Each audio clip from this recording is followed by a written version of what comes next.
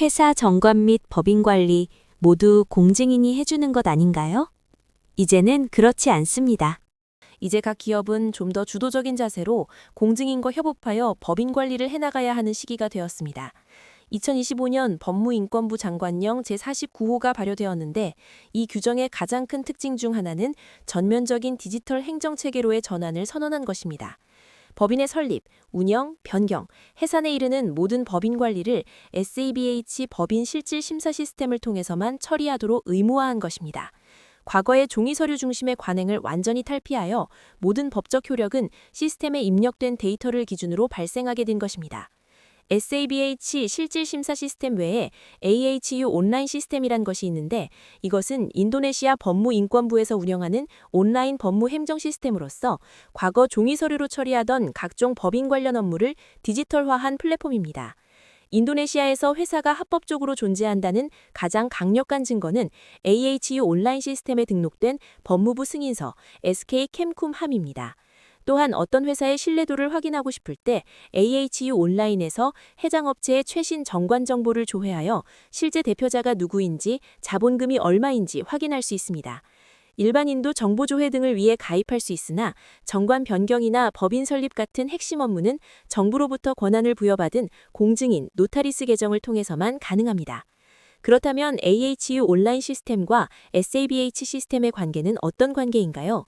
한마디로 정의하면 AHU 온라인은 전체 플랫폼 이름이고 SABH는 그 안에 포함된 법인 관리 전용 서비스라고 이해하시면 되겠습니다. 즉 AHU 온라인이라는 큰 우산 아래 SABH라는 구체적인 메뉴가 들어있는 구조입니다.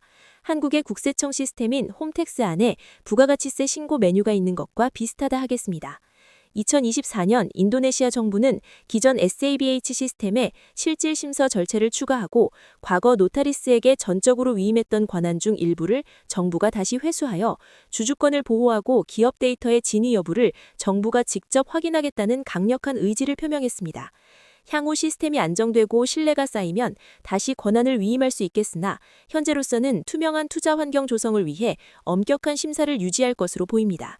SABH 실질 심사 절차의 핵심 중 하나는 주주의 이메일 컨펌 등 같은 보안 장치인데 주주의 이메일 컨펌을 통해 주식 이전이나 임원 변경과 같은 변경 사항에 대해 시스템이 주주들에게 직접 이메일을 발송하여 승인 여부를 확인하는 것입니다. 이는 주주 모르게 주식이 양도되거나 이사회 구성이 변경되는 것을 방지하는 핵심 장치로서 허위 거래 등을 사전에 걸러내어 법인 데이터의 공신력을 높이겠다는 정부의 의지입니다. 관련하여 인도네시아에서 흔히 발생하는 것이 차명법인의 매각인데 최근 도입된 SABH 실질 심사 제도로 인해 과거보다 훨씬 까다로운 검증을 거치게 될 것으로 예상됩니다. 심사 과정에서 왜 그동안 외국인이 실질적으로 운영해왔는가에 대한 의구심이 제기될 경우 과거의 차명계약 자체가 인도네시아 투자법 위반으로 간주되어 법인 자체가 조사를 받거나 승인이 거부될 위험이 있습니다. 그뿐만 아니라 실질적 소유자 보고 의무가 정착되었습니다.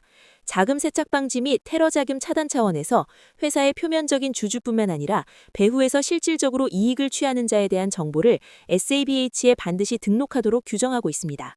이를 누락하거나 허위로 보고할 경우 실질 심사 단계에서 승인이 거부되며 사후 발견 시 법인격 취소라는 강력한 징계가 내려질 수도 있습니다. 이와 별개로 2025년 법무인권부 장관령 제49호는 각 법인의 여러 가지 행정 의무를 부여하고 있는데 그중 대표적인 것이 각 기업으로 하여금 회계연도 종료 후 6개월 이내에 주주총회를 개최하고 승인된 연도보고서를 제출하도록 의무화한 것입니다. 모든 법인은 회계연도 종료 후 6개월 이내에 정기 주주총회 RUPS를 개최해야 합니다. 그리고 재무제표, 활동보고서, 사회적 및 환경적 책임 이행 결과 등이 포함된 연도보고서를 주주총회에서 승인받아야 합니다. 과거에는 이 서류를 회사에 보관하는 것만으로 충분한 경우가 많았으나 새로운 SABH 시스템 하에서는 이 승인된 내용을 시스템에 보고해야 할 의무가 강화되었습니다. 즉 모든 법인은 SABH 시스템에 접속하여 연도보고 관련 데이터를 제출해야 하는데 개별 기업이 직접 접속할 수 없으므로 공증인의 계정을 통해서 SABH 시스템에 관련 정보를 입력하고 보고해야만 하게 되었습니다. 따라서 기업은 주주총회에서 승인된 연도보고서와 회의록을 가지고 공증인을 찾아가 시스템 업데이트를 의뢰해야 합니다. 제출하지 않을 경우에 불이익이 있는데 그것은 시스템 차단입니다. 연도보고 및 업데이트 의무를 소홀히 하면 시스템이 자동으로 해당 법인의 상태를 비활성으로 전환하거나 행정 처리를 차단하게 됩니다. 시스템이 차단되면 이와 연동된 OSS 인허가, 은행 관리, 통관 시스템이 줄줄이 마비되어 사실상 정상적인 영업이 불가능해질 수 있음에 유념하시고 지금부터는 담당 공증인과 협력하여 법인 관리에 좀 더 주도적이어야 할 것입니다. 여기서 주의해야 할 것은 이 자동 제재 시스템이라는 것이 사람이 개입하지 않고 시스템이 즉각적으로 제재를 가하도록 설계되었다는 점입니다. 즉, 2025년 규정은 법인이 지켜야 할 의무 보고 기한을 어길 경우, 즉 회계연도 종료 후 6개월 이내 연도 보고 등을 누락할 경우 시스템이 자동으로 해당 법인의 계정을 동결하게 됩니다. SABH 시스템이 차단되면 이와 연동된 OSS 인허가, 은행, 통관 시스템이 줄줄이 마비되어 사실상 정상적인 영업이 불가능해질 수 있음에 유념하시고 지금부터는 담당 공증인과 협력하여 법인 관리에 좀 더 주도적이어야 할 것입니다.